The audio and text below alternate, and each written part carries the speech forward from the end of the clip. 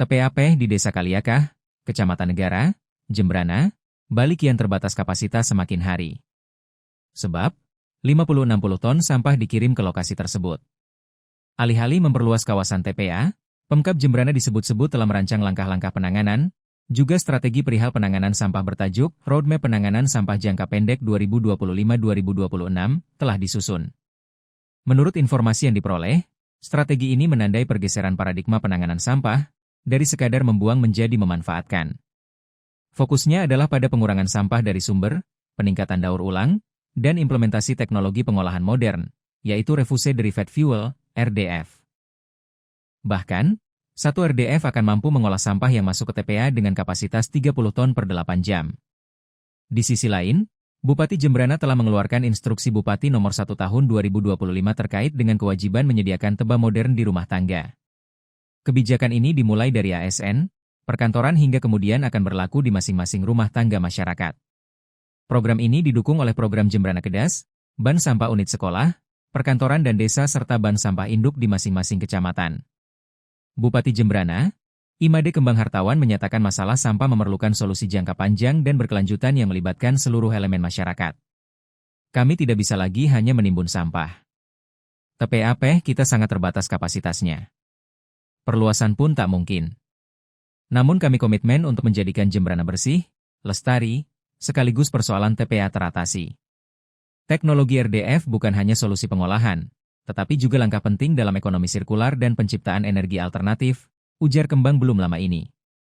Menurutnya, partisipasi aktif dalam memilah sampah di rumah tangga adalah kunci keberhasilan program ini. Sehingga, fondasi penanganan sampah di Jembrana harus dibangun sejak saat ini. Mulai dari Kelian, Perbekel, Camat, dan lain sebagainya. Salah satu wujudnya adalah semua kegiatan-kegiatan, perayaan, seremonial dan lain sebagainya dialihkan ke kegiatan-kegiatan yang peduli terhadap lingkungan. Misalnya penanaman pohon, gotong royong hingga bersih-bersih sampah plastik. Termasuk meniadakan seremonial umumnya seperti pelepasan balon, styrofoam, penggunaan plastik diganti dengan bahan-bahan ramah lingkungan dan mengurangi timbulan sampah.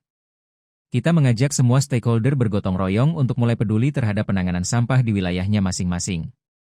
Dan ini memang perlu bertahap, tidak serta-merta bisa langsung jadi, tapi perlu bertahap pengawasan dan sebagainya, paparnya.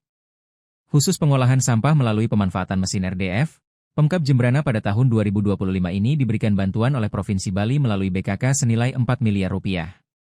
Anggaran tersebut diperuntukkan membeli mesin pengolah sampah menjadi RDF.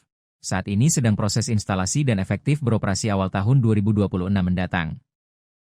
Kenapa RDF? Kita melihat kondisi TPA yang terbatas lahannya, perluasan lahan TPA yang kecil sekali. Makanya inovasi teknologi sebagai jawaban penanggulangan sampah di Jembrana. Targetnya kita punya 3 modul, dengan kapasitas 90 ton, jelasnya.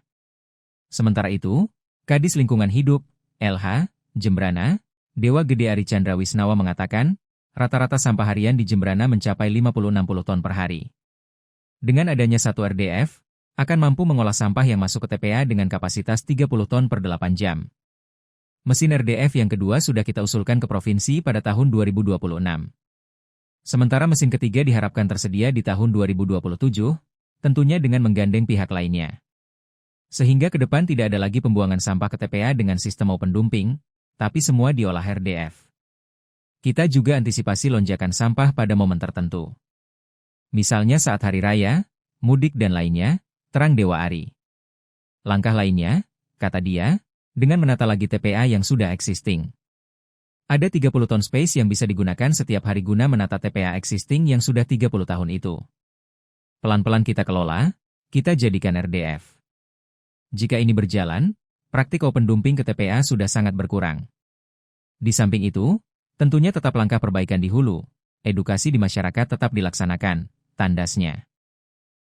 Download Tribun X sekarang.